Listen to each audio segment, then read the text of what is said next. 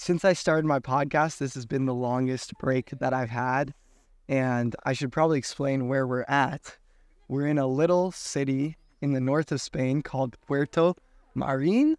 And 1 week ago, I didn't know I was supposed to be here. One of my heroes, Elliot Bisno, told me and Hussain that he would pay for us to walk across Spain. True story. So like a week ago, we started walking 200 miles across Spain, which has made us quite brain dead and made us quite just a little slower. So if we sound slow or stupid, know that it's because we walked literally 100 miles in the past 5 days. Today I'm here with Hussain Alokaily. He has become one of my best friends walking across Spain, and he is someone I really admire. And he has such a cool story, and the fact that he's willing to share it on my podcast is one of the biggest honors in the world. I like to start off every episode with my why behind the podcast, which is soul wealth. So the goal of this podcast is to change the way people measure success. Most people measure success by money, wealth, possessions, or achievements. And I want to inspire you guys to measure success by the quality of your relationships and the quality of your memories. And you should go ahead and introduce yourself the way you want. All right, Ozzy, thank you very much. I'm really honored to be here. I've been watching this guy's podcast. He's killing it. He's doing a great job. All right, so to Ozzy's viewers, you don't know me. What's up, guys? Nice to meet you guys. Glad you're going to get to see the true me and what I'm about to talk about. But, to anyone who my viewers who's watching this right now, or people in my life, what I'm actually talking about today, he's not exaggerating, is rather unprecedented. So to the new viewers watching this, you're in just as much suspense as I am right now, actually, in terms of what I'm talking about. It's insane, but I feel like I've gotten to this place. You'll see in a sec. If you're comfortable, I think we should start with the hardest stuff right out of the gate. This is the most important stuff for people to hear. Mm-hmm.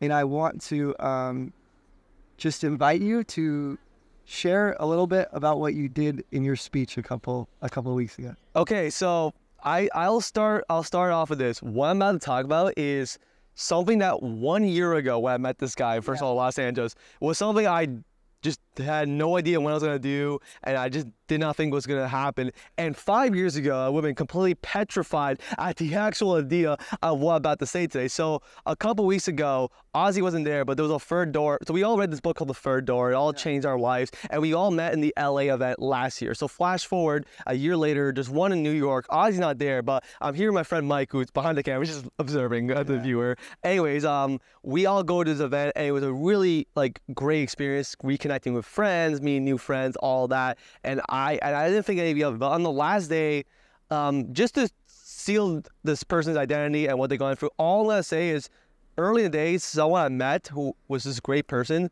opened up on something extremely vulnerable. Yeah. And I really connected on a deep level, and it made me reflect on my own life and made me realize maybe what I've gone through, not that it doesn't matter, but other people have had their own experiences, and maybe what I can do is help them out. And coincidentally, later that day, they offered me this basically a storytelling method, but also write about our lives. And he invited people to come up and talk that story. And I put my hand up, and you know what happened? He did not pick me. And I think that was the best thing, because I was burnt in this. I'm like, damn it, I should have done it. And it would actually bother me, but that was a good thing. I think that my body was finally telling me it was time to let go. Because later in the day, there was a talent show. So Ozzy, at last year's talent show, I didn't know you could do a speech, but he went up and did a speech, and I realized, wait, speech is a talent, it's storytelling. So I didn't have a plan, but then the guy was like, all right, we were accepting last second submissions. It could even be a speech. I run up to the guy. I'm like, look, man, trust me on this. I'm not gonna tell you what the speech is about, but you have to let me trust me on this. He said, I'm intrigued. Okay, go for it. So I want to cut you off before you say what the speech is about. And I want to say that to give a little background, Hussain has dealt with something his entire life. And when he told me this story, it was so powerful that it almost made me cry. And it's a story of taking your greatest hardship and making it your superpower. And I want to preface that it means the world to me that you would even come on and be open to sharing it on my podcast. I'm getting a little emotional. Damn it, no pressure, man. You're right, a lot of pressure just now. No, I just want to prepare them so that they can understand this moment. Yeah, so, all right. time to actually stop being around the bush. Basically, the speech was about this. When I was 3 years old, I was diagnosed on the autism spectrum. Yeah. That's like the first thing I've ever said on camera, which is actually, my heart kind of dropped for a moment, but whatever. Look, so to say that has had a profound impact on my life is quite possibly the biggest understatement you can ever say. So should I start about like where the speech started? I want to ask, start with how, if it's okay to say this, start with how you were told to hide your autism. Well, it starts like this. So basically, when I was born, my parents had no idea how to deal with me because I was acting really different from my brother. And I know babies act in ways, but I was throwing tantrums in public, just not getting social cues, just not getting the signs. And my parents were really concerned. They're like, what is going on with this kid? And they needed answers. My parents were fresh immigrants into the country and other stuff, but so they were really scared. So then they had me checked out, and basically I was diagnosed with the autism spectrum when I was 3 years old. So basically after that, I was starting to be placed into special needs classrooms and other stuff. But before, see, during elementary school, I was kind of open about it, but because I was just an innocent kid. Yeah. But long story short, we can expand upon this later, but like basically it made my life really hard because other than the fact I was developmentally behind a lot of kids, Yeah. there was a lot of kids that would just ignore me, and those are I would consider nice ones. Like, it's bad to say they just ignore me, but honestly, looking back, that was probably the best thing they could do. But there was very particular kids that basically knew my weakness and really exploited. So, example, I was really gullible at times because of that, and I get that's something that's human with some people, but to me especially, that's something I really struggled with. So a lot of people would take advantage of that. And essentially my parents, and by the way, there's no ill will to my parents. They did absolutely the best they could under the circumstances and what they knew about it. Because even in the early 2000s, there wasn't much research and other stuff about this. So essentially, by the time high school came along, they told me, we think it's best if you just don't tell anyone.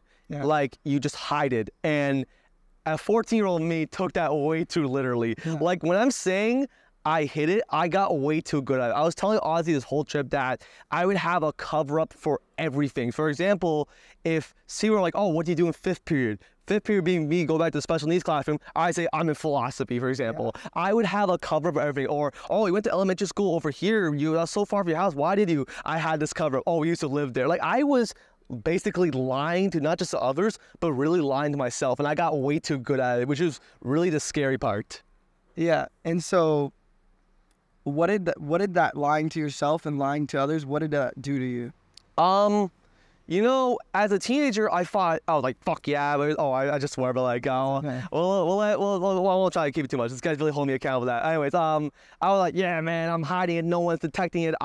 And I had this, basically, I thought it was a curse. I thought it was like, how many people view it as a disease, I thought I wanted a cure. I resented the fact that I wasn't like other kids. So the fact I was able to hide, the dangerous part is I had this whole lie in my head that what I was doing was good and it was making me like everybody else. But what I did not know until like years later, and it wasn't even until like COVID or lockdown where I finally had time to reflect, that I wasn't empowering myself through lying. I was literally hating a version of myself, which is basically me. I was literally convincing myself that whatever my younger self was sucked and I didn't want to be him, and I was just this resentful person. But what the consequences were that I remember going to college and people were really, I went to an art school, so people have gone through a lot of experiences, family-wise, gender-wise, sexually-wise, and they're very open about this stuff. So imagine being around people who are honest with themselves and you can't be honest with yourself. Yeah. So it's not that you can't be great friends with people. Like, I made great friends the first year, but I didn't feel like I broke the barrier of being best friends to, like, with some people to my third year of college, because I was really not honest with myself, and I couldn't even be honest with the people that I thought were like great friends to me and who had no reason to hate on me. But I had this fear that, if I tell them my deep vulnerable secret, they would hate me, they would drop me in an instant and other stuff. And like, that's what I mean. Like, I was just, there was a big consequence. I just hated the version of myself, basically. Did you almost feel like you were living a double life? Like, you went to these special needs classrooms and you had some friends there, and then it's actually kind of ironic because in those classrooms, those people know the darkest secret about, and it's not a dark secret, but you convinced yourself it was a dark secret. And in the normal classrooms and your normal friends, you couldn't reach that certain level because the person you thought they loved was the one that didn't have this issue. Yeah, it's like, dude, guys, like it sounds like a funny analogy, but it basically felt like and this is gonna come back later in a good way, but a superhero story. Yeah. Think of Spider-Man, how he is the symbol of hope. He saves people's lives, but he has this fear, and probably in his world a good reason to do that. If he reveals his secret identity, his closest ones will get hurt and other stuff. So he keeps the secret identity. But Peter Parker is this very awkward kid in real life. No one thinks anything about him, but everyone around him idolizes about it. So not that people idolize, the other version, but I felt like I was a double wife. I felt like, I was putting a mask. I felt like I was putting the Spider-Man mask over me in public. Yeah. But I finally unloaded the mask, and I was Hussain Alokaily, which is really reverse psychology. But yeah, basically it's very much a popular term called masking. Yeah. In people who struggle with this, but like I was very much masking myself at all times back then. And I love this story because it is about autism. It's about the spectrum. But the truth is that this applies to everyone. Whether it's maybe you got sexually assaulted when you grew up, maybe you were bullied in school, maybe you were the smallest kid, and you feel. And I definitely felt in high school that I knew people didn't like me, so I tried to be like what people liked. And I can't even imagine it for your situation because you're not only trying to be what people like, but it's not like you're not capable of being that. You think completely different. And so I want you to touch on why thinking completely different, you have finally realized that it's a good thing. It's because everybody I think regardless in schools, and it's tough, I feel like a lot of people struggle with is like being the yes man or going along with the flow. And for example, your parents could say, we want you to become a doctor. So Middle Eastern culture especially, I joke about it all the time, but it's basically you're a doctor or engineer. Yeah. So in that social context, that's very uncomfortable if people break out of that mold. But I feel like in even Western culture, if your parents could be like, we want you to be in business or get a 9-to-5 job or live a comfortable life. And it's really hard to be different. So that's why I think a lot of people are yes men or conforming and stuff, because it's like if you're different, it's like the movie Inception when, when we're in the dream world and people start altering the dream world so much that your subjects in your mind just look at you dirty. But it's like that because you're like people. It's like a classic quote. People hate what they don't understand. Yeah. So if you do something different on the mold, especially judgmental, people are like, dude, what are you doing? What's up? So it could be, you want to do something different, or hell, even acting different from friends. I think you say it all the time, but I completely believe this quote. You're the average of the 5 people you spend your closest time with. And I believe that because if you surround yourself with the wrong people, even if you don't believe in that stuff, you start doing that because you just pick up the traits. And if you don't break free from that, that's just who you're going to be. So it's really, I think that's why people in general struggle with being different, because it's like being different is great. Like you're just yourself and you live the life you want to, but it's very uncomfortable when people look at you weird. Like, bro, what's up with you? Or what's wrong? Or why are you just like everybody else? When really we should be our own people. Like we only have one life, honestly. So take me back to this moment. So to fill in the audience, you've hid this for 21 years and you're at this event for The Third Door. The Third Door is a book that changed your life. And a lot of these people in this community are very vulnerable and they know how to share their stories. And you're hearing everyone. A year before this event, you had told me about how you were at the event with me and everyone was sharing their story, but you didn't get to share yours. And so now you run up last minute, there's a talent show, and you ask, can I give a speech? Mm-hmm. Take the audience to that speech. What do you say? So basically, I decided that to just talk about my story of life and basically give this whole entire theme. The package was that predetermined fate is BS. It does not exist. Yeah. Because the reason why is because I was told when I was, basically when I was diagnosed, I feel like society, both of my parents at large, didn't think I was going to get into university, let alone high school. Yeah. So there was this I feel like there was this predetermined fate that I was just going to end up being nothing. And if I listened to that, if I actually did not change my choices and stuff, that would have happened. That's the scary thing. Yeah. But I said, no, predetermined fate never exists. We're allowed to make our own choices. And look, we believe in I don't want to get religious out here, but we believe, we all believe, me and him, we believe God in our own ways. And we believe in that there's a plan overall. Yeah. But I also believe, for example, we can go right when everyone expects you to go left type of deal, for example. So we're capable of making our own choices. And because of that, I think there's no such thing as predetermined fate. And the only way it's fate is if you make the same predictable choices over and over again, that it's just predictable. Like, oh, okay, this is just what's going to happen because it's just so predictable. So I give a speech. And the reason why I came to this point, because by the way, like 2 years earlier, before I gave a speech, it was during COVID where I finally decided to open up my closest friends, and I finally accepted that part of my life. But what I felt like was, listen, you know how I remember earlier the story, I said there was someone earlier in that day that said something really deeply vulnerable about themselves. Yeah. The reason why I dropped the facade, because it was just like, I think maybe, just maybe, if I say my story, I can help someone out. Yeah. I can deeply relate to what they're going through my own experience, and I can help them out. And I realize, maybe, just maybe, if I tell this story, there's someone in that audience that could listen to this and realize they're not broken and you don't have to be fixed. Yeah. None of us have to be fixed. We're not diseased to be cured. Well, you are the superpower. You are the cure, if anything. Yeah. And that's why I decided to give that speech, because I really felt like there was this deeper purpose calling me that maybe my experience can help other people out. And your experience it's helped me. I just heard it in one of the recurring themes of our walk across Spain is storytelling is strength. And me and my friend Mike, we have been like these serial entrepreneurs, and the reason we're out walking across Spain is because we sent cold emails to our hero and he decided to pay and send us. We've kind of lived this movie life, dream life lifestyle. And a lot of people would never think that someone autistic could do this. But you're here doing it with us, and there's hundreds, thousands of people just like me and Mike who aren't here. And like you have excelled far past way many quote unquote normal people. And I like that you talked about the perception is that I want you to speak a little bit about how they talk to people with autism, and they almost train them to expect nothing out of their lives. Yeah, like, look, and by the way, when I say this, I'm talking about the story of overcoming stuff, but I actually have to preface, I have to be extremely grateful that I'm even in this place.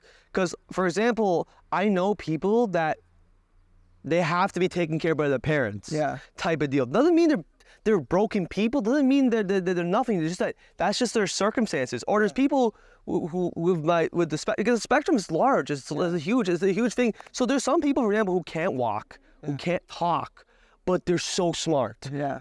But what I'm trying to make is that the problem is, especially because I feel like a lot of kids aren't educated and they hate, but they don't understand.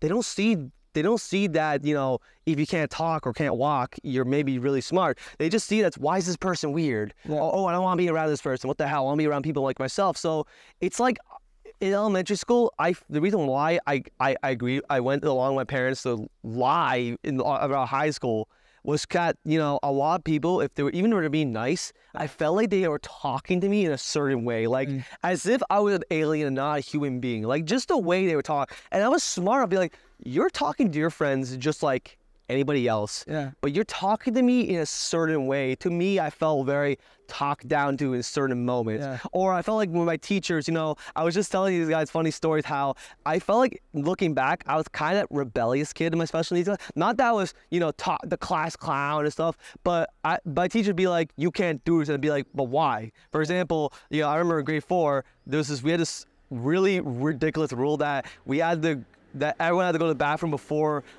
recess, and no one can go out until that. So like 10 minutes of recess can be wasted before we get out. And I'd be like, why can't I just go out? They're like, no, you can't. I'm like, oh really?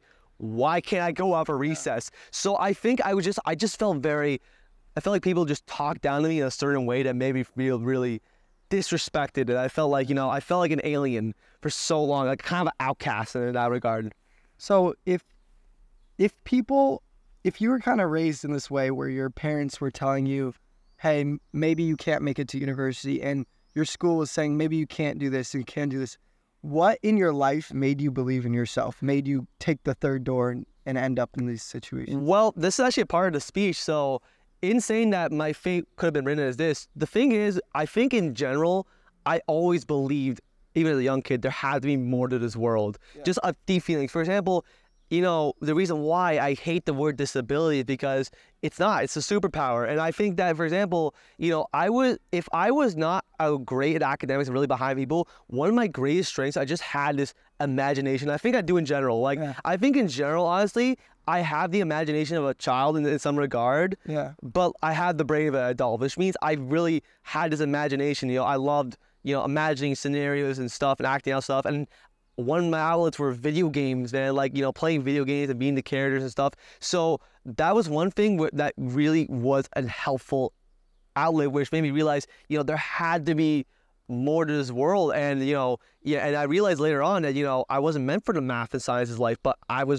really liked acting in high school. I liked the drama class because I was able to use my creative side towards something good. And that was like I think it was just realizing that the parts of me that were good, like were the ones that made me believe in myself. Because if I lacked in this stuff, I knew that, wait, maybe I like this creative stuff. Maybe this is what I'm meant for. And trust me, it was really hard to convince my parents, who were the ones to be like doctor, engineer, that I want to be a filmmaker. They absolutely, look, but when I want to preface this, they're my biggest supporters today now. I absolutely love my parents. Like, I've been calling them every single day while I'm out here. This guy can attest to that. That's true. Yeah, but like, they were like, what are you doing? And it was a really hard thing to convince them, but I just think I had this overall belief that there had to be more to this life in general than just this.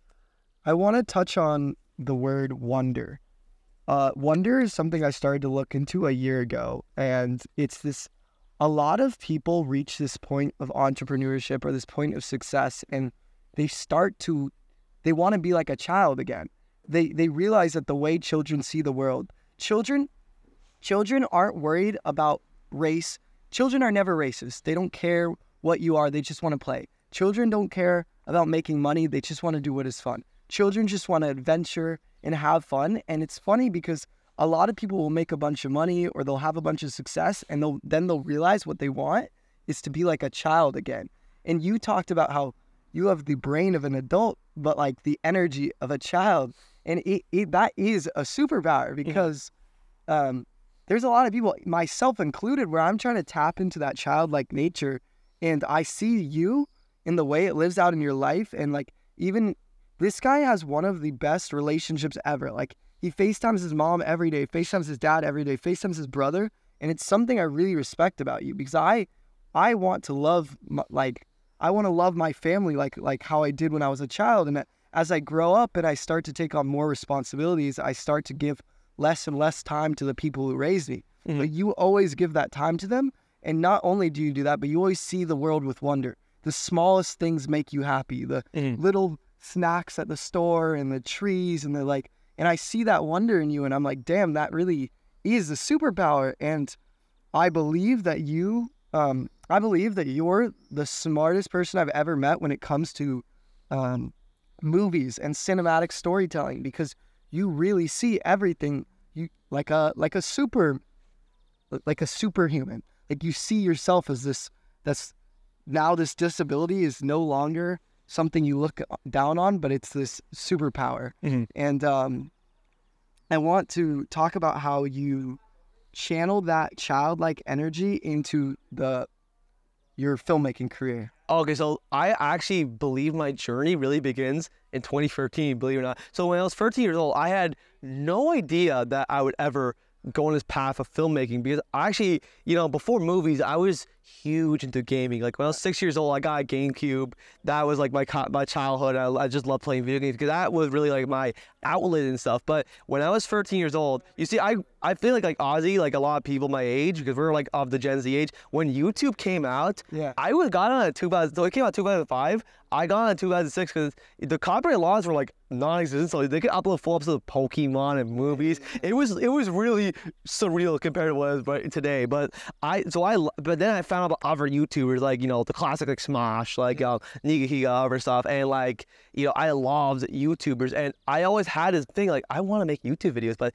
I didn't have the outlet till like I was 13 years old, where the YouTube, I don't know if you guys remember it, the YouTube capture app came out on the iPods and iPhones, where you could upload videos directly from your iPod. We had a desktop computer, but my 13-year-old self did not know that I could just plug my iPod in and upload a video. I'm like, oh my god, I can upload YouTube videos now. So I made some of the worst videos, like, known to man, that some of them don't even exist anymore because I stupidly deleted them. I wish I archived it. That's the sad part. And I'll let that slide, but like I still have some of the videos, and like they're horrible. There's no editing, but that was the first seed I think I ever planted, because I used my imagination, my wonder side, to an outlet, and I realized it was the first seed in terms of me framing a shot. All right, sorry guys. The camera overheated because we're filming this on like a mountain in Spain in the middle of summertime. And Hussain was just telling us about how YouTube changed your life. It was the first place you kind of discovered filmmaking. It was where you started uploading quote unquote bad videos. So they probably were bad. I uploaded a ton of bad videos, but I can't even be respectful. I think they were bottom the barrel bad. Like, if people are like, oh, my first video was bad, like, I believe you, but also my videos are like, I don't know, just like they're like terrible. But I think it's just my head, But I also think making terrible videos, like I relate to. I made terrible videos for years. We all do. If you want to get good, you have to start somewhere. Exactly, man. Your first one's not gonna be the best movie of all time, Yeah. So, take me. I told you the other day that I really believe. You saw with the A24 that the Asian guy was the first Asian American to win the Oscar. I don't want to say the Grammy again. Credit to him, I really believe that you could have a similar trajectory. I mean, your life is already crazy, and you're only 22 years old. What are your filmmaking goals? So my filmmaking goal in general is just for a lot of people, when I say this, by the way, I hate no pity on them or anything or shame, because they're saying this in good faith. So I'm like, yo, man, you're the next Steven Spielberg, or you're the next Christopher Nolan. And by the way, Christopher Nolan's my all-time favorite filmmaker. He's inspired me. Inception is my favorite movie. But I don't want to be the next Spielberg or the next Nolan. I want to be the next me, because if you want to use YouTube's terminology, the next Mr. Beast is not making Mr. Beast videos. Want to know why? Because Mr. Beast made his videos and overtook PewDiePie. He didn't make PewDiePie videos, so that's just the easiest way to explain that. And it means the same thing to me, because being a filmmaker means you have to be unique to yourself. Steven Spielberg was unique to himself, but Christopher Nolan, I think, is the GOAT today because he's unique to himself. He makes very films and grounded in reality that are true to him and his experiences and stuff, and they're different. And for me, I'm not Christopher Nolan. I'm not some genius who can make movies about time and space and stuff like as smart as him, but I think I have unique experiences on life, culturally too. I'm, again, more connected to that side of myself and other stuff, but also that imaginative side of myself. I think in general, I can be unique to myself with the stories I can tell. So that's kind of the journey I want to take. But also, other than filmmaking, I just want to do a lot of stuff like YouTube. I want to still stick at YouTube because my goal of YouTube is I want people to my goal is that if I were, let's say one day to get an Oscar or whatever, right? Let's just say it out there. I want people to go back to my channel and I want to keep my videos up forever. I want people to actually watch them and be like, yo, instead of being like, yo, man, this guy's amazing. How do you do it? I want people to see me and be like, yo, this guy sucked at one point. I respect that. They can see the roots, because it's really hard in film to know the non-linear route. How did he make it? How did he get his first movie deal? Or other stuff. How did he get past these hurdles? Because a lot of directors just say, oh, you have a phone in your pocket, go pick up and record. That's good advice, but they don't tell you anything else. I want to document that journey, and I want people to go back and I hope would be inspired by it, just to watch my steps, and see my early YouTube, be like, dude, this is a far cry from the movies he makes now. That type of stuff. So I think I have a vision in my head over what I want to do career-wise. I'm gonna move this just so I can see if the camera is. Oh yeah, we need to be able to see that. Yeah. Okay.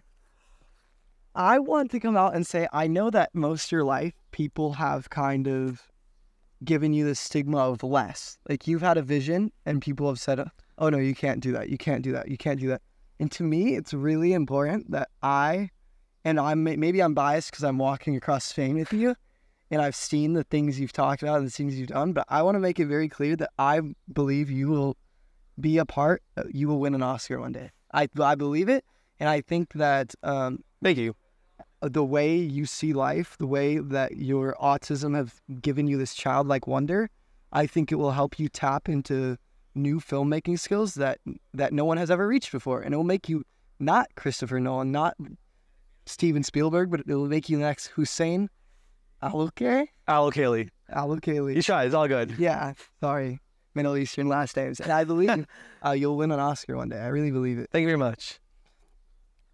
I want to ask, you've come on my podcast and you shared these vulnerable things, and you did mention this, but for the audience, this is only your second time sharing this stuff.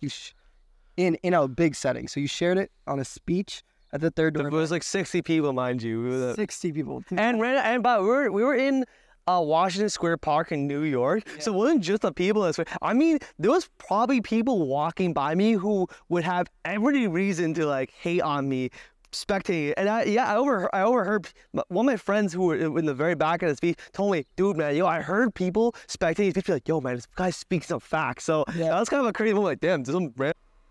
All right. We're rolling. Okay. I want to apologize to Hussain because we've had 2 overheatings of the camera because we're in the mountains of Spain. Dude, I'm in filmmaking, bro. It's all good. I'm used to this. Yeah, you're used to problems. I will say, we have now moved under a tree where there was shade, and I've put a fresh camera battery in. So we should be good to go. I should have thought of this before the podcast. And we've talked a lot about you and your autism, how your disability is actually a superpower. And I want to talk about how where we left off is that you had kept this a secret for most of your life. You lived this double life, and finally you decided, impromptu, the day of, you decided to give a speech to 60 plus people in the middle of New York City, and you decided to... In a very public location, mind you, where random people were spectating it, kind of, you know?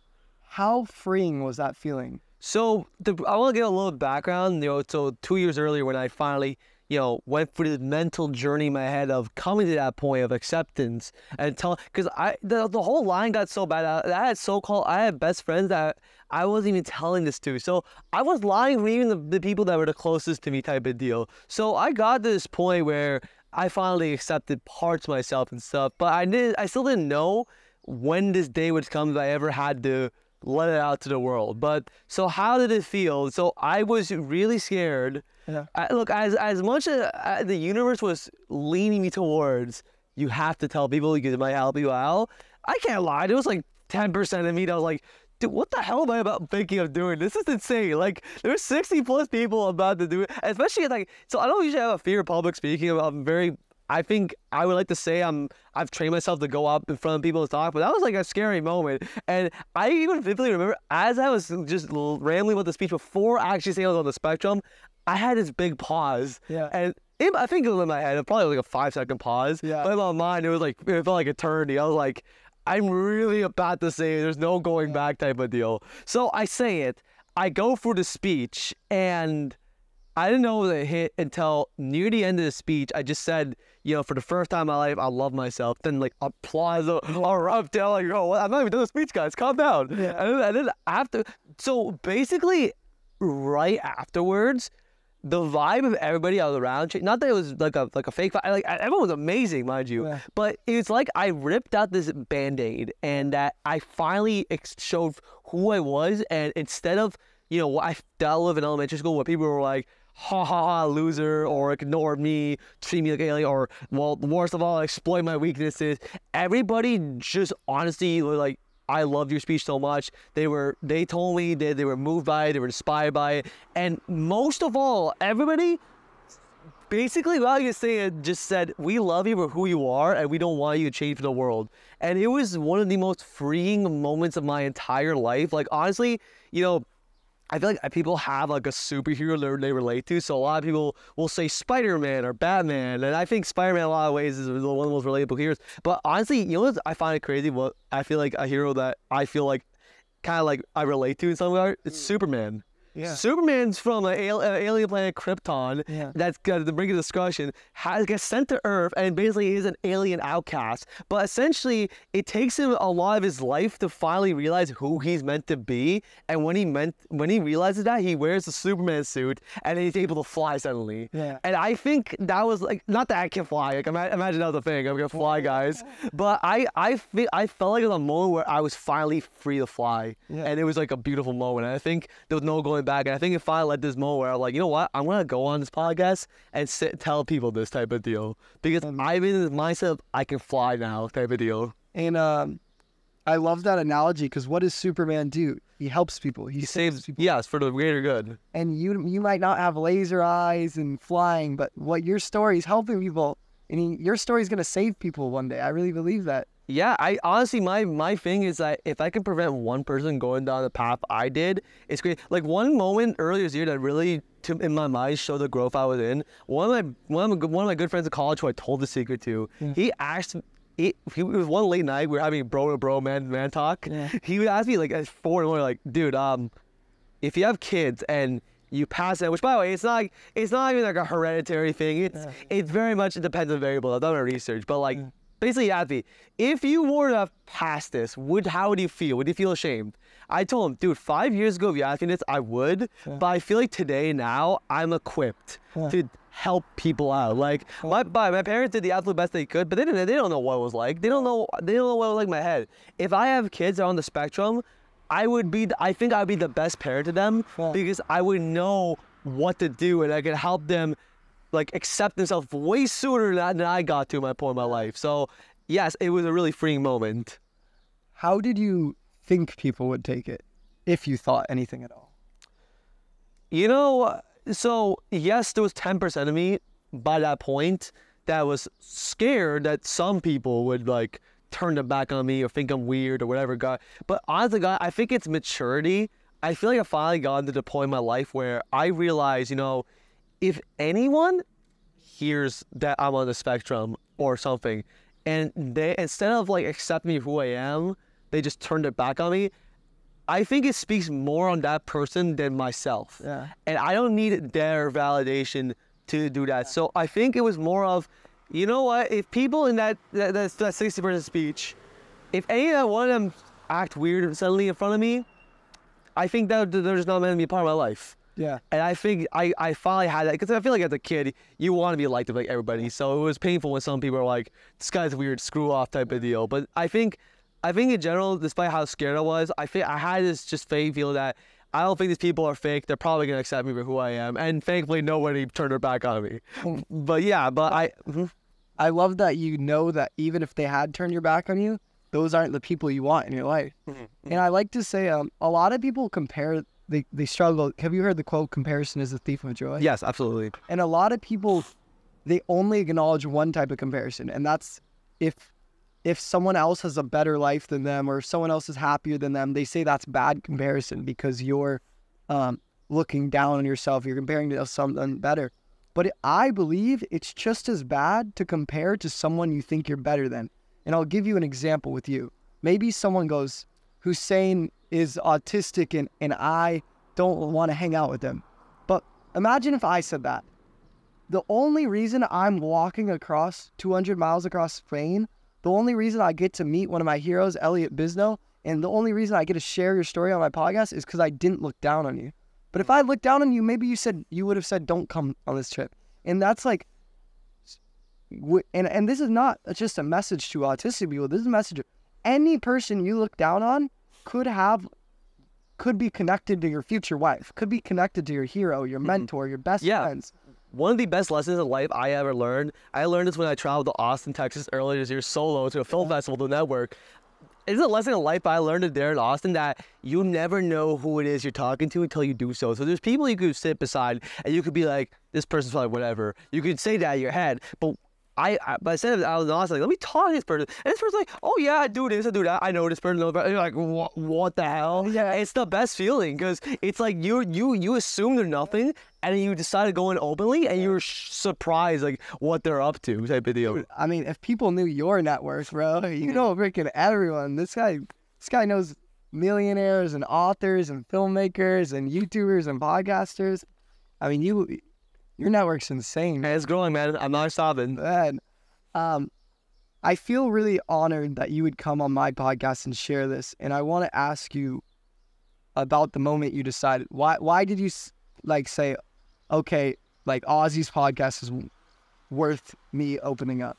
Well, to be fair, we've been on this journey, all three of us, mind you. We've been on this Camino Trail journey for well, for me and Mike, the last 7 days. Ozzy came in 5 days ago or just a week ago. So basically, we all been in this journey where we've been sharing our deep stuff and everything. And I had I don't know when it's to be uploaded, but let's just say in case this video I was playing on is not uploaded by then. I had this plan to upload this video. Yeah. That's very much worked out. I was going to tell the story because I was ready to do so. And I was hesitant in the podcast. I felt like it was going to spoil the surprise. Yeah. But Ozzy rephrased it as, any platform could have the ability to reach people. So I realized, even some of my viewers is probably going to reach over, however big or small, it's going to reach over to your podcast. Yeah. You also have your own fan base. Yeah. And I kind of had to think about, honestly, I think of it as, what if there's Ozzy told me this, what if there's someone in your audience who's listening, and I hope, by the way, whoever's listening right now, who's maybe doesn't have to be autism, it could be just something you're ashamed of. Yeah. If my story could help them, that could, that's why I believe even if you help one person matters, because you never know what ripple effects it has. Yeah. Of course, you want to help a lot of people out, but I think one person could create a ripple effect. If you change one person's worldview, maybe you can change 5 people's worldview. Your impact could matter when there's really some people who bring them down to their low type of deal. That's why I believe we have to just treat people the way you want to be treated type of deal. Yeah, and one of the reoccurring themes of walking across Spain is that storytelling is strength. Mm-hmm. And I also think I like to kind of reverse engineer life. And I think about you winning this Oscar, and you have a bunch of fans now, and they're trying to find everything they can. And I love that you're going to leave your old YouTube videos up. So maybe you've looked at Christopher Nolan and I don't know what he has, but maybe you've read his book and you've watched his video and you listen to a podcast, and by doing this, it's another piece of your story out there. Maybe someone watches your video and they watch your movie, and maybe you have a book and they listen to this podcast and they see your old YouTube videos and they get to resonate more and more and more with you. Yeah, I think that's what, because I feel it's great to worship your heroes, but I think it's great when they're relatable too. Yeah. For example, look, Nolan doesn't have a book, so I kind of see him as this. Even when he has interviews where he talks about his insecurities in filmmaking and other stuff, there's still this aura around him, especially because he doesn't have a phone, he doesn't have social media. Yeah. He doesn't just show up for a couple of years kind of deal. He's not like Steven Spielberg where maybe he directs a film every year or produces many films. Yeah. He's kind of the director to me. He shows up when he shows. So when we're recording this, Oppenheimer is about to come out. Yeah. Tenet, his last film, came out 3 years ago. So he's been basically out of the earth for three years to me, and he comes back with his new film. Yeah. So I feel there's aura of mystery, and I love that. But at the same time, I think it's great when we relate to our heroes as well, where we don't just see him as mythic god, because no one is a mythic god. Yeah. But it's like how you view Elliot Bisnow. Yeah. You're yo, this guy's a mythic god, but he's really just a human being, honestly.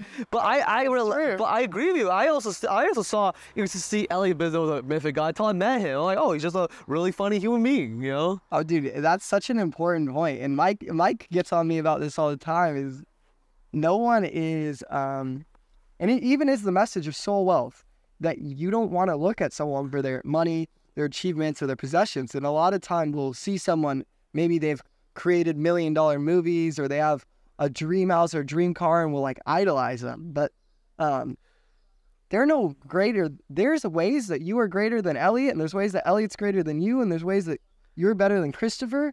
And I don't ever want to be the type of person who idolizes someone, because we all have our flaws on earth. And I'm really happy that you brought that up. Yeah, honestly, I like sharing to a well-developed degree, the downfall as much as the wins. I just like being honest with storytelling and stuff. I think honesty creates the best storytelling, creates the best compassion, creates the best empathy. And I think that's why, I feel a part of documenting my journey, by the way, is going to have to be sharing the downfalls. Of course. And I want to do that because I think it's just as important to see, it's relatable. Instead of seeing, a Steven Spielberg, dude, this guy's the god. He's the GOAT. He's filmmaking. You're like, wow, this guy did it. Like, oh, I heard a story. He didn't get to film school. I'm like, that's insane. I got into film school, but he did it, and he's the GOAT in some regard. It's kind of insane to think about. That's why I think relatability is the best. I agree with you 100%. 100%. A couple days ago, this is a topic switch. So every day we walk about 25 kilometers, which I think is about 14 miles. 14 miles. The other day we made a mistake. So we walked our usual 14 miles and we were like, we could probably do like 5 more miles.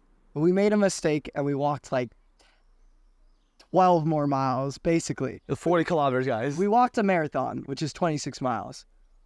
Toward the end, you were suffering. You were in probably the most pain you may have ever been in your life. Yeah, I was like, guys, like when I say this, I was like this close to calling the throwing the towel. And I had moments in this trail where I was, but I felt that moment. I was probably 2 minutes away from calling a taxi type of deal. Yeah. That's how bad it was. But then something changed. So you can explain it, right?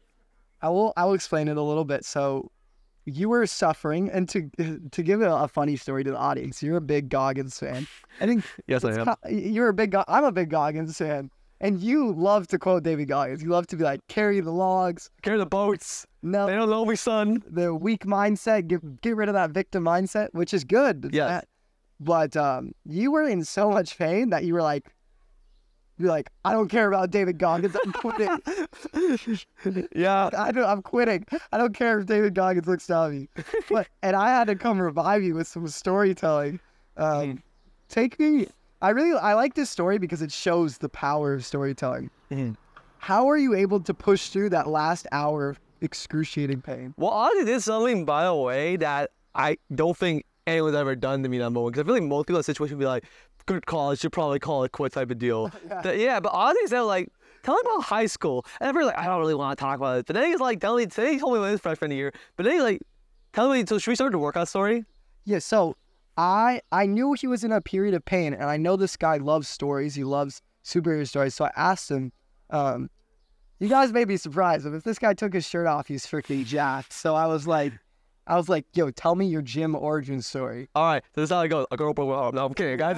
No. I did not. No, I'm not the TikTokers. No forbidden pre-workout? Not until later on. No, all right. Anyways, so to give context, yes, he just said I'm yoinked, which I appreciate, but when I was a kid, I could not have so I didn't really play sports all that often. I was just very, shy, and I wasn't as athletic as other people, and it wasn't that I was fat. If anything, I was really, really, really scrawny, and the summer before high school, I didn't really have any friends, so I just spent the whole summer playing PS4 in my basement, so my skin was very pale, didn't really go outside.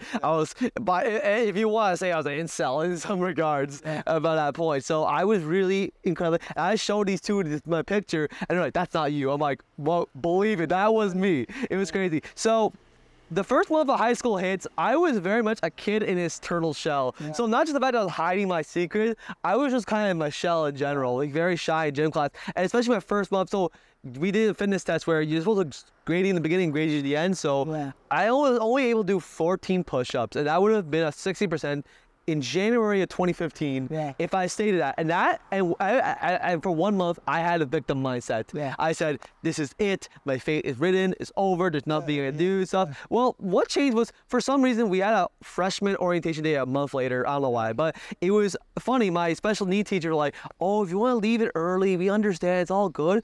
And I fought, and I kept that in my mind as I walked into it. I was hooked in the best way possible because I finally got out of my shell. I realized, wait, I can actually socialize people if I really give my best effort. So I wasn't a shy kid at lunch eating alone anymore. I wanted to seek out stuff, which sucks because I was still very lonely. But I had this mindset of, oh, I want.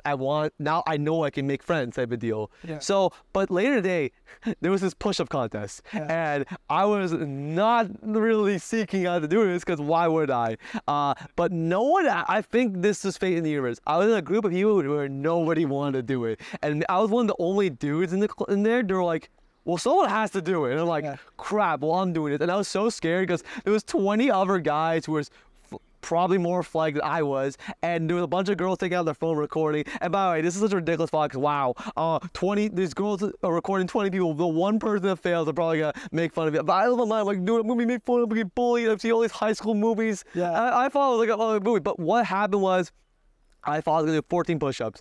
I won't say this was the best form. It probably wasn't, but instead of doing 14 push-ups, I did 26. Yeah.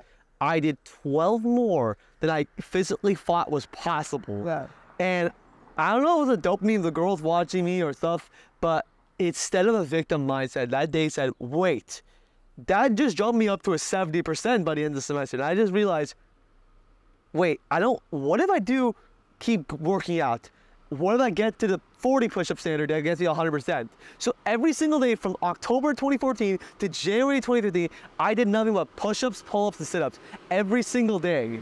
And I trained throughout the semester. I went from the invisible kid to people being like, yo, you're looking really toned, man. You're looking really good. And I was getting attention in a good way. And by the end of the semester, instead of getting 14 push-ups, I hit 55. Wow. And I remember that I was the last one standing, because there was like 5 people doing it at the same time. I was the last one standing. And for the first time in my life, instead of being the invisible kid, people were like, oh my God, Hussain, let's go, keep going. You have 5 more to take. Go, go, go, go. Wow. And that made me realize that I can do anything I can set my mind into. So that got me into fitness. That got me into it. And it made me realize that I can work for what I want. So if anything, it's actually a big part of my journey, because it made me realize I can work for it and I can set my mind to anything.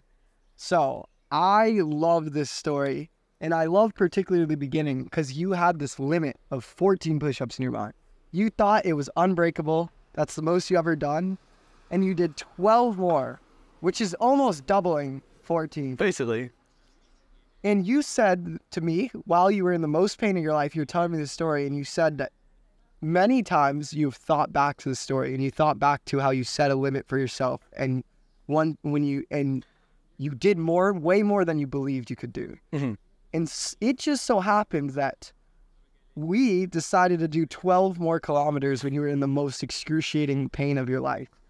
And I was like, that is such an interesting parallel, because that story of the 12 push-ups was the story that got you through the most excruciating pain in your life.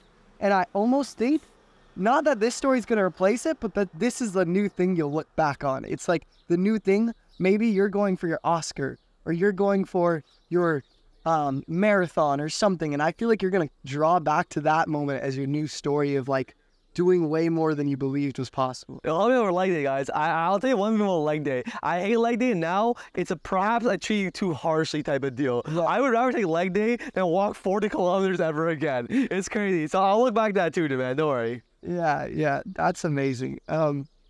Mike, can you come over here? Jump in. Mike, I know that I'm going to do a podcast with you later, but I want you to come. I'm going to let you take my spot, and I want you to share a little bit about your experience with Hussain. Yeah. The sub-guest. Sub-guest. This is an honor to be on Ozzy's Respectfully Inspired. Pretty much, I'll just start asking Hussain some questions. This is my first time. Sure. Kind of doing this thing. But why did you say initially yes to this trip so quickly? You know, it's this funny. This guy comes up to me at the end of the third doorway, like, dude, do you want to come with me to Spain? And, you know, for 2 seconds, and 2 seconds only, the doubt and fear were like, bro, what the fuck are you out of your mind? Like, what are you doing? This is insane. But I felt way over my head as I'm packing the bag and out on the walk, and just for a while, I was like, what am I doing? This is insane. But you know why I decided in 2 seconds to do this? The thought came in my head is this: when am I ever gonna get an opportunity like this ever again? And it's like what our hero Elliot Bisno says in his book. You don't get chances, you take them. You gave me a chance, and I decided to take in that moment. And by the way, my parents were like, you're clinically insane. You're gonna walk across Spain, and I said yes. And just because I realized no matter what, I thought of it I just thought of it as at the baseline of it, I'm gonna grow far beyond my comfort zone, which is a baseline of it. I've gotten so much more out of it so far. We're not even done this trail, but that's just the thing that came to mind. I realized this is just a perfect opportunity to grow, and that's why I decided to say yes in 2 seconds. So now, do you want to say something?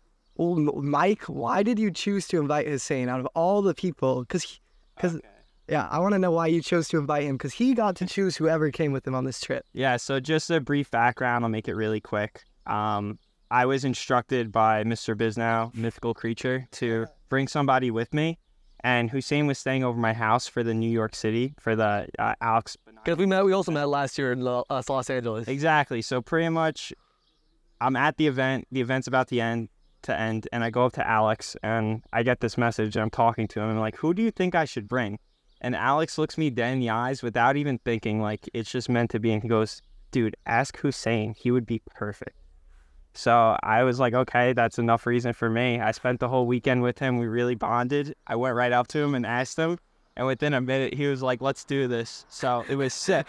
And just moving on from that really quick, because I know that you just talked about getting out of your comfort zone. And real quick with Ozzy's story, I want to talk about how the other day when you were walking that last hour. So before that moment, me and Ozzy were talking about, like, we knew you were in so much pain, and it was almost at the point where we were trying to come up with something. And Ozzy came up with this theory. If Hussain talks about his story, like any story, he gets like this rush of energy that allows him to continue at any pace. And he was like, I'm going to try to speak to him. So we kind of like broke up. At that point, he was carrying Hussain's bag, and we switched off. So I walked ahead a little bit, and genuinely hearing him talk to you, like Ozzy said a prayer before, and it was like our prayer got answered, and it was genuinely like one of the most amazing things I've ever seen in my life, because I don't know if I could do something like that. He connected with you so well that it allowed you to finish, and like that has been the most impactful part of the entire trip for me. So, I mean, like, how are you feeling when you finished? I mean, I've been saying this throughout every single day, but especially in that moment, I've been saying I'm learning what my body's truly capable of. So, for example, you know, I feel like everybody relates to this, but you're like, you wake up, you're like, I don't want to go to the gym. I don't want to do squats, leg press. I just don't feel like it. Like, you can, but you just don't want to. And by the way, as I'm doing this walk, there's times where, like, I do not want to walk one more step. I just want to lie down, sleep, and call it a day, call a taxi, whatever. And I learned that, look, no matter what you don't want to do, whatever, you really have it in you. So it's like, maybe realize what I'm truly capable, and not just physically. So for example, sometimes I procrastinate from editing a video because I'm like, man, I don't want to do the boring part of editing video, which is just assembling a clip before the really fun stuff. I realized patience. It's just that, because, you know, I got the story, and I think the story reminded me of like what I'm physically capable of and the stuff I've been through. But I realized, I think I've learned patience, just overall patience. And no matter what something is grueling in life, you have the ability inside. Even if you think you don't have it, you do. Exactly, and this is going to bring Ozzy back in, but I think the most important thing Hussain just said was pretty much he learned so much that he's going to bring back to his film creation, and I'm sure you guys could talk a little bit more about that, but I felt like you learned so much in that moment, and you're going to bring so much back when we go home. I think so, yeah. Thank you very much. Thank you. I want to ask you, so when Mike had picked you to go on the trip, it was because Alex, the leader, the author of our favorite book and the leader of this 200-person event, picked you. Mm-hmm. How does it make you feel that this one of our heroes, out of all the 200 people at this event and his whole network of thousands of people he knew, that he said you should be the one? You know, it's so funny because, like, in 2021, that's when I read The Third Door for the first time in my life. Yeah. And it changed my entire life. And because it spoke to me in filmmaking terms and stuff, and it had such a profound impact on me as soon as I read the book. But in saying that, I had no idea that within 2 years that I would not just get to meet and shake Alex's hand and call him a friend now, like I would be able to connect to Elliot Bisno and and I would make so many friends. Because I feel like back then, also, especially because I was a lonely kid back in the day and I struggled to be honest with myself and a lot of stuff, I felt like I had a scarcity mindset to meeting people because I never had much friends and I would cling on the ones I did, which if those people chose to leave me, like last summer, won't name this person, but someone like I was really good friends with just decided to stop being friends with me, and it really hurt me. But I also think it hurt me because I had this scarcity mindset that, oh my God, I just lost one of my only friends, but no, what if nobody comes? And it's just funny because then I go to this Fur Door event, I meet you guys. It's insane like how far I've come since I read that book, because I just never knew I'd be on this journey of meeting these people, but not just my heroes, but making friends for a lifetime that I could create a community with. Like, it's insane.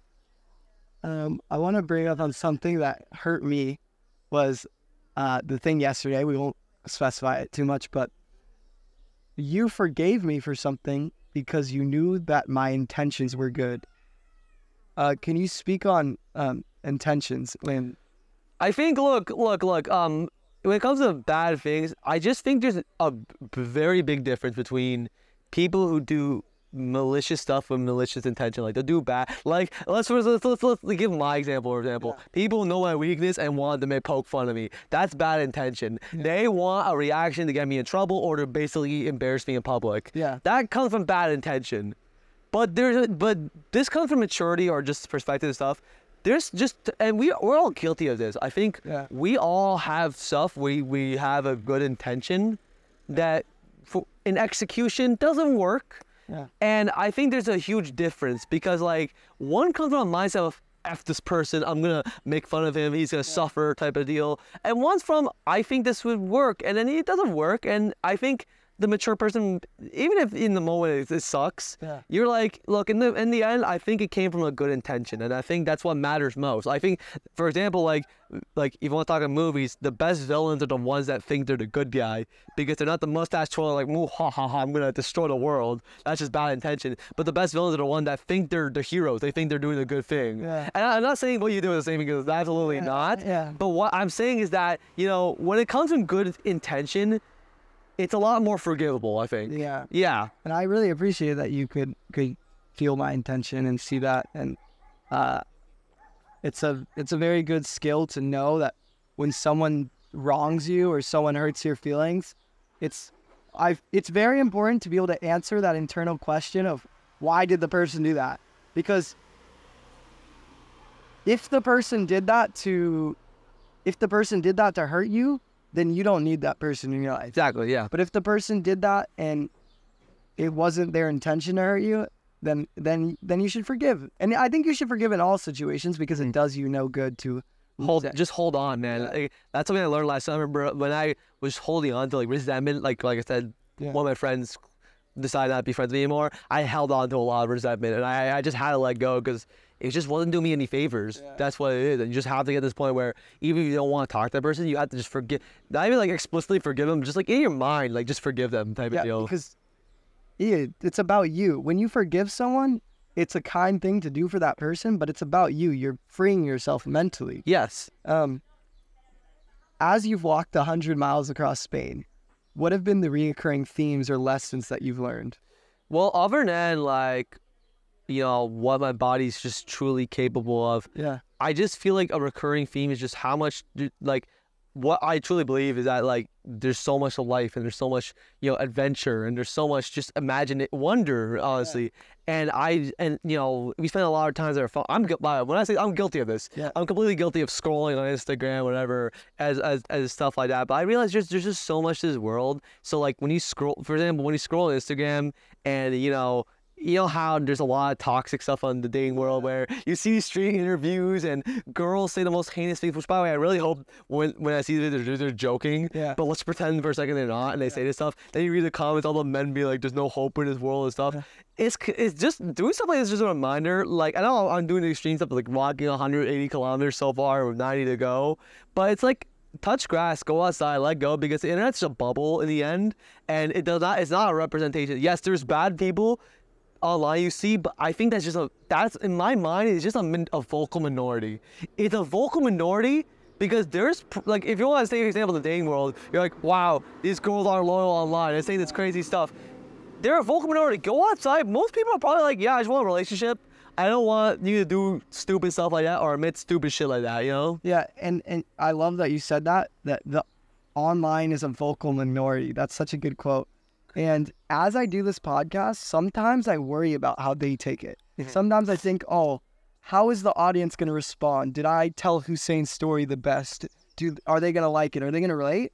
And I always realize that the soul wealth perspective is to let go of that. Because even if everyone listens to this and they don't like it, or they get bored and they click off, it doesn't matter because I'm building a relationship with you and we're creating a memory here and 0 people could watch this and I'm happy. I'm happy with you right here. It doesn't matter how they take it. Exactly. I hope it finds the right people. I hope someone hears your story and it touches them, but it's not the most important thing. Honestly, yeah, like, look, you were saying this in the end, like, you could, I feel like a lot of people with the monetary growth, what do you call it, like, you got a soul wealth, what's the other term, like wealth growth, right? Yeah, it's just wealth. Yeah, okay, so people are like, you could see that we have 5 views and be like, that's a flop. But a real flop is just not doing it. The only time you fail in life, guys, is if you just don't do it. Even if you make something and 5 people see it and it sucks, it's not a flop because you made it. It's only a flop if you look at that and be like, that's it, I'm done, I'm over, I'm giving up. That's really when you fail in life. I 100% agree. And the second you hit share, you've done good. You shared your story with the world. You've done what most people don't do. Yeah. That's like, literally, the second you hit, it's funny because we're in a world where everyone posts videos and we're surrounded by entrepreneurs. But the truth is that a majority of people who want to be filmmakers, who want to be podcasters, who want to be YouTubers, 97% of those people will never hit post. You know, it's a good example. We are both in Creator Now, and I'm not trying to disrespect Creator Now. I think they bring on good guests, and there was this good thing where they make you post every single week. It was good accountability. But we were talking all about, you know, it's everything we don't strive for anymore. You know, CTR, thumbnails, manipulative thumbnails, retention. Oh, you can have this. Imagine a movie that's pacing. It's like when you make a movie and it paces really well 3 hours, but the studio excited like, we should cut it down to 2.5 hours. Well, the movie now sucks because you take out 30 minutes that made it pace good, so it can feel longer. It's so strange to say this, but yes, if you make a perfect film that was 3 hours down to 2.5.